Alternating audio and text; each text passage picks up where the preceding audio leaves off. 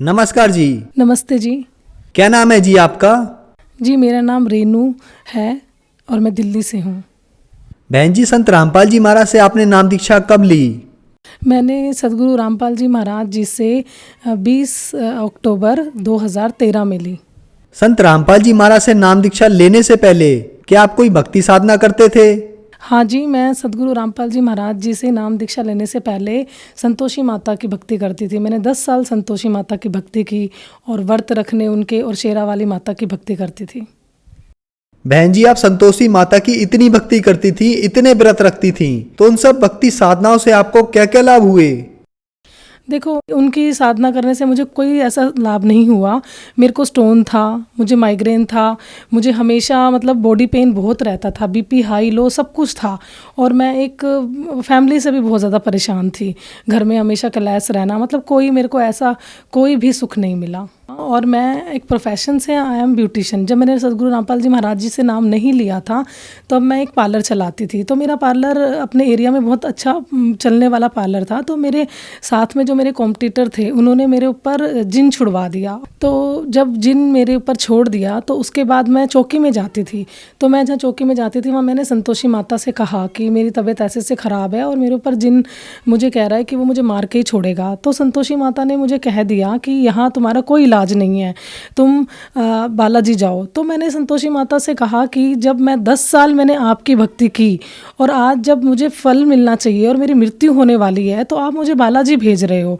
तो मतलब मैं एकदम हैरान रह गई और मैं अपने घर आ गई रोते हुए। तो बहन जी, आपने बताया कि जो भक्ति साधना आप संतोषी माता की करती थी उससे आपको कोई लाभ नहीं हुआ, बल्कि आपको बहुत सी हेल्थ इश्यूज, हेल्थ प्रॉब्लम हो गई। उसके अलावा आपके प्रोफेशनली कंपटीटर जो थे उन्होंने आप पर जिन छोड़ दिया और उस जिन ने भी ऐसा ठान लिया था कि वो आपको मार के ही छोड़ेगा और आपने खुद के हाथों से ही अपना ब्यूटी पार्लर भी तोड़ दिया। तो इन सब परेशानियों के बीच आपको संत रामपाल जी महाराज के बारे में जानकारी कैसे मिली? जी, मैंने जब नाम नहीं ले रखा था तो उससे पहले मेरे पति 2012 में सदगुरु रामपाल जी महाराज जी से नाम दीक्षा ले चुके थे। तो जब मैं परेशान हुई, माता ने मुझे मना कर दिया, मैं घर आई तो वो जिन मेरे साथ घर आ गया। तो घर आ गया तो वो मेरे को लिटरली ये कहने लग गया था, मुझे सामने नज़र आता था और वो मुझे ये कहने लग गया था कि मैं तो तुमको लेके ही जाऊँगा क्योंकि मैं तुम्हें मारूँगा। तो मैं को कुछ समझ नहीं आया। 10 दिन हो गए, 1 हफ्ता हो गया, मेरा खाना पीना सब कुछ बंद हो गया और मैं लोगों से इतना डरने लग गई थी। मैं लोगों को देखती थी तो वो मुझे अजीब अजीब हरकतें करते हुए दिखते थे, लेकिन जैसे ही मेरे पति घर में आते थे तो वो जिन मेरे पास नहीं आ पाता था। पति जैसे ही आते थे तो मुझे लगता था कि क्या हो गया, जिन कहाँ चला गया। तो मैंने इनको भी बोला, इनको मैंने कहा कि मैं माता की चौकी में गई, माता ने मेरे को कह दिया कि बालाजी जाओ, यहाँ कोई वो नहीं है। तो इन्होंने मेरे को समझाया कि सदगुरु रामपाल जी महाराज जी ही हैं और वही तुम्हें बचा सकते हैं। तो मेरे को तब भी समझ में नहीं आया कि तबीयत स्थिति बहुत ज़्यादा ख़राब थी। तो उसी रात क्या हुआ कि मेरे को उस जिन ने, मतलब मैं 4th फ्लोर पे रहती हूँ, तो उस जिन ने मुझे ऐसा प्रेरणा की कि मैं उस 4th फ्लोर से कूद जाऊँ। तो मैं कूदने के लिए जैसे जा रही थी तो मेरे पति ने मेरा हाथ पकड़ा और उस हाथ से मैं धक्के से ना, मैं जहाँ सदगुरु रामपाल जी महाराज जी का दंडवत प्रणाम स्थल था जहाँ उनकी जोत जलती थी, वहाँ जाके गिर गई। तो जब मैं वहाँ जाके गिरी तो सदगुरु रामपाल जी महाराज जी एकदम से वहाँ प्रकट हो गए और सदगुरु रामपाल जी महाराज जी ने मेरे को सर पे हाथ रखा। सदगुरु रामपाल जी महाराज जी बोले, बेटा कुछ नहीं है यहाँ पर, आप मेरी शरण में आ जाओ। तो मुझे समझ नहीं आया, लेकिन मैं एकदम से कांप गई। मैंने कहा ठीक है सर, अगर आप भगवान हो, अगर आप पूर्ण परमात्मा हो तो आप ही मेरी रक्षा करोगे। ये इन्होंने आशीर्वाद दिया और सदगुरु रामपाल जी महाराज जी अंतर्ध्यान हो गए। उसके बाद उस रात मैंने 15 दिन बाद मैं सोई हूँ। तो जब मैं नींद में सो गई तो मेरी आत्मा को इस तरफ मेरे तरफ 2 यम के दूत और इधर मेरे साथ कबीर साहिब, और मेरी आत्मा मेरे शरीर से निकल के जाने लगी। तो मैं देखने लगी कि ये क्या हो गया, ये क्या है, मेरे को तो कुछ समझ में नहीं आया और मैं ऊपर ऊपर ऊपर ऊपर चलती चली गई। जब मैं ऊपर गई तो मैंने देखा कि एक लाइन लगी हुई है और उस लाइन में मतलब एक बहुत बड़ा कोई काला से रूप में ना कोई बैठा हुआ है। तो मैंने इधर देखा उधर देखा। जब मैं उनके पास गई तो उन्होंने मुझे बोला कि मैं धर्मराय हूँ और अब आज तुम यहाँ आ गए हो और तुम्हारी मृत्यु थी और तुमको कौन लेके आया। उन्होंने मतलब किसी से सवाल किया धर्मराय ने। तो जो यम के दूत थे वो चुप खड़े रह गए और मैंने एकदम से कबीर साहिब की तरफ देखा और मैंने कहा नहीं नहीं, मैं इनके साथ नहीं आई, मेरे को तो कबीर साहिब लाए हैं। तो जैसे ही मैंने ये बोला, मैं उस धर्मराय का जो दरबार था वहाँ से मैं एकदम से कहीं ऊपर चली गई। जब मैं वहाँ ऊपर गई तो मैंने वहाँ देखा एक अंधेरा कमरा, और उस अंधेरे कमरे में एक बहुत बड़ा सिंहासन था, और वहाँ पर एक मुकुट था जो इतना तेज रोशनी थी उस मुकुट की कि मैं आपको कुछ नहीं बता सकती, और उसमें से बहुत रोशनी आ रही थी। मैंने कहा मुकुट तो है, लेकिन ये जो सिंहासन है ये किसका है? इस सिंहासन पे तो कोई बैठा ही नहीं है, मुझे नज़र ही नहीं आ रहा, तो मुझे दिखाई दो, कौन है ये, कहाँ आ गई मैं? तो इतनी देर में ही मुझे कबीर साहब जी दिखाई दिए, और उन्होंने मुझे कहा कि बेटा देख, मैं हूँ, तूने मेरे को पूछा था ना कि मैं अगर भगवान हूँ, परमात्मा हूँ, तो मेरी रक्षा करो, तो मैंने आपको बचाया है, और ये है ये जो तुम्हें लेके आया है। परमात्मा के हाथ में एक बहुत बड़ी मोटी सी डंडी थी, परमात्मा ने उसको बहुत मारा उस जिन को, मैं आपको बता नहीं सकती कि मतलब मैं कांप गई थी।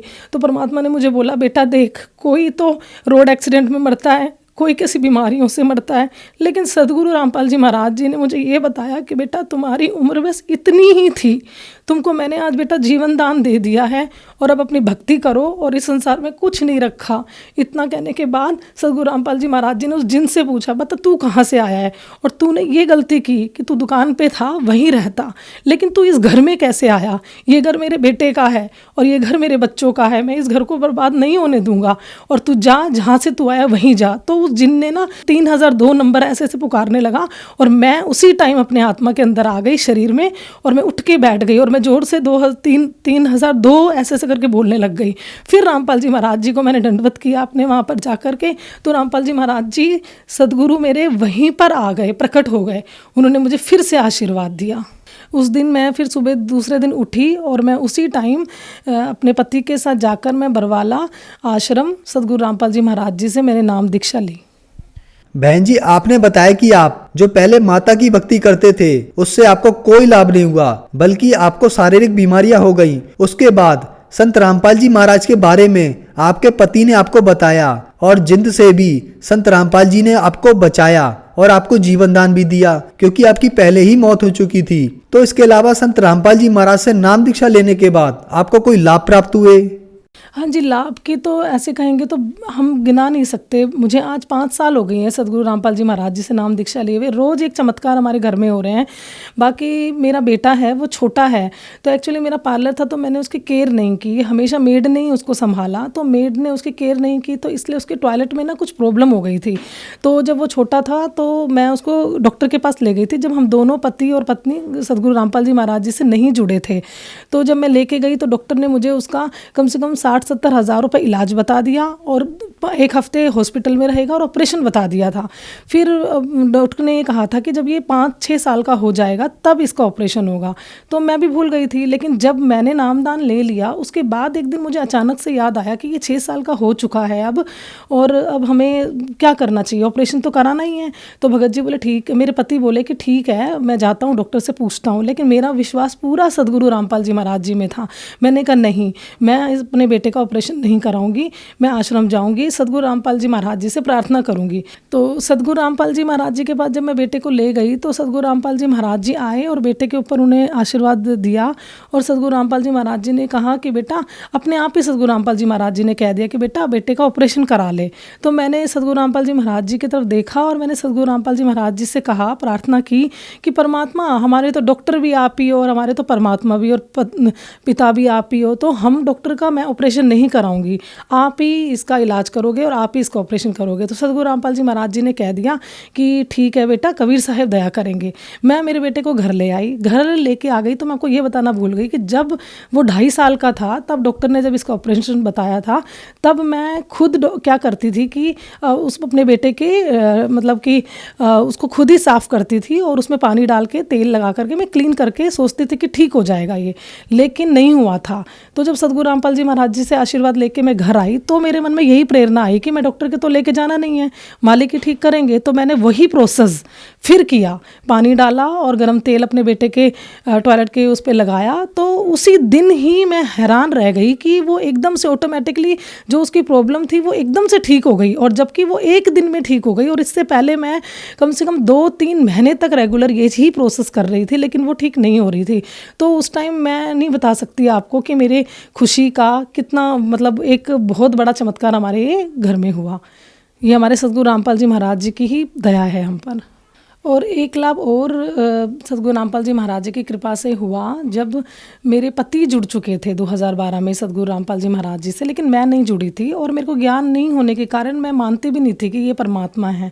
तो एक दिन क्या हुआ कि मेरे पति को स्टोन की प्रॉब्लम थी और वो बहुत ज़्यादा सीवियर बढ़ गई। उन्होंने नाम ले रखा था उस टाइम, तो वो डॉक्टर के चले गए मुझे बिना बताए सुबह सुबह ही। मैंने जब उठी तो देखा वो घर में नहीं थे, तो मैंने उनको फ़ोन किया कि आप कहाँ हो, कहाँ चले गए। तो उन्होंने मुझे बोला कि मेरे तो पेट में बहुत दर्द है, वो बहुत रो रहे थे।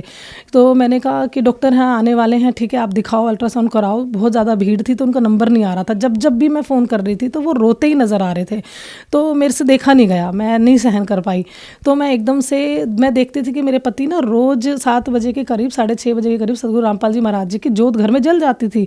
तो उस दिन नहीं जली तो मैं चली गई। मेरा मन किया कि मैं वहाँ जाके बैठूँ जोत स्थान पर सद्गुरु रामपाल जी महाराज जी के सामने। मैं जाकर बैठी तो मैंने सद्गुरु रामपाल जी महाराज जी से कहा कि मुझे नहीं पता आप कौन हो, आप देखो, लेकिन रोज़ मेरे घर में आपकी जोत जलती थी। मतलब एक तरफ तो संतोषी माता का मंदिर है मेरा, मैं वहाँ नहीं गई, लेकिन मैं सद्गुरु रामपाल जी महाराज जी के सामने आके बैठ गई और मैंने बोला कि रोज़ जोत जलती थी, आज मेरे घर में जोत नहीं जल रही। तो मैंने लिटरली परमात्मा से ना ऐसे हंस के बोला, फिर आप कैसे भगवान हो कि मेरे घर आज जोत नहीं जली, आपको अच्छा लग रहा है और मेरे पति वहाँ रो रहे हैं। देखो अगर आप भगवान हो तो आपको ये चमत्कार करना पड़ेगा। और मुझे कुछ ज्ञान नहीं था, मैंने सद्गुरु रामपाल जी महाराज जी की बिना नाम लिए जोत जला दी और मैंने बोला कि अब मैं ये जोत जला रही हूँ आज आपकी, और अभी 5 मिनट के अंदर अंदर जब मैं मेरे पति को फ़ोन करूँगी तो मुझे ये सुनाई देना चाहिए कि मैं ठीक हो गया, तब मैं मानूंगी कि आप हो कोई भगवान।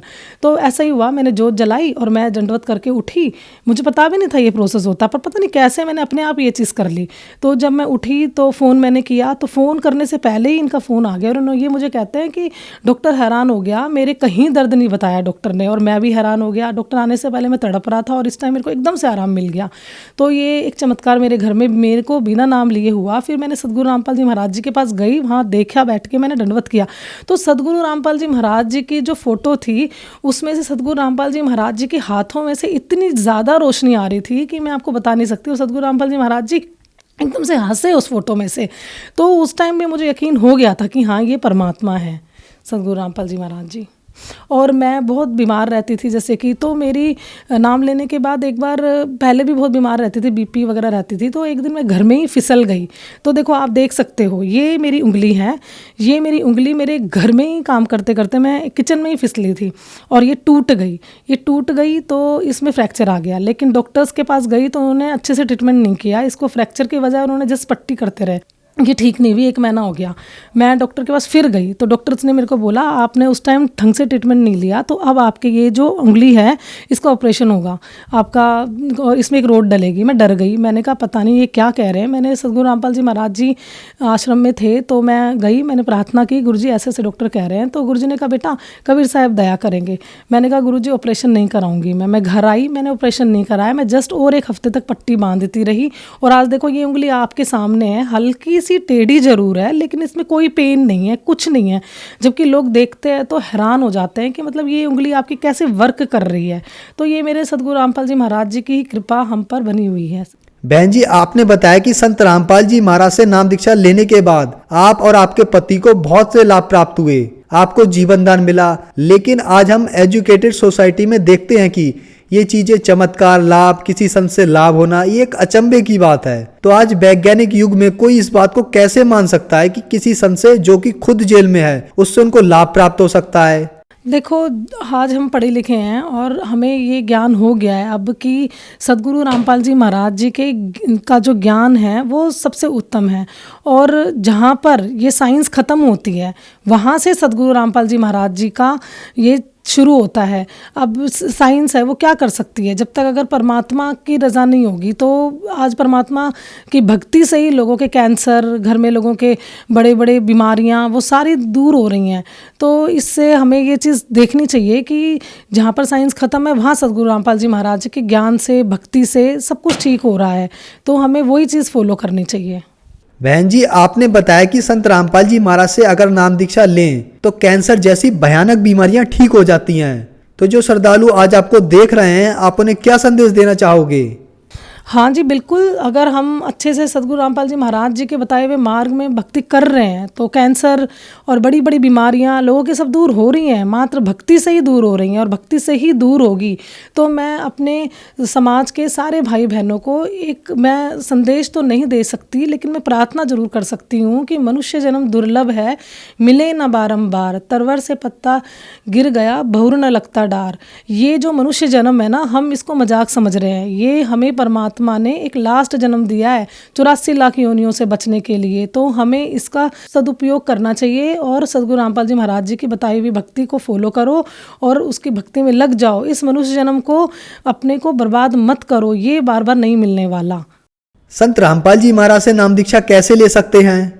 सद्गुरु रामपाल जी महाराज जी के जो सत्संग है वो विभिन्न चैनलों पे आ रहे हैं, आप उनको देखो। उन चैनल जब वो सत्संग आते हैं तो उसके नीचे कुछ नंबर आ रहे हैं, उन नंबरों पे आप फ़ोन करो और उन नंबरों पे फ़ोन करने के बाद जो नज़दीकी नामदान केंद्र होता है उस पे जाकर आप सद्गुरु रामपाल जी महाराज जी के जो सीडी वगैरह है उससे आप नामदान ले सकते हैं। धन्यवाद जी। सत साहिब।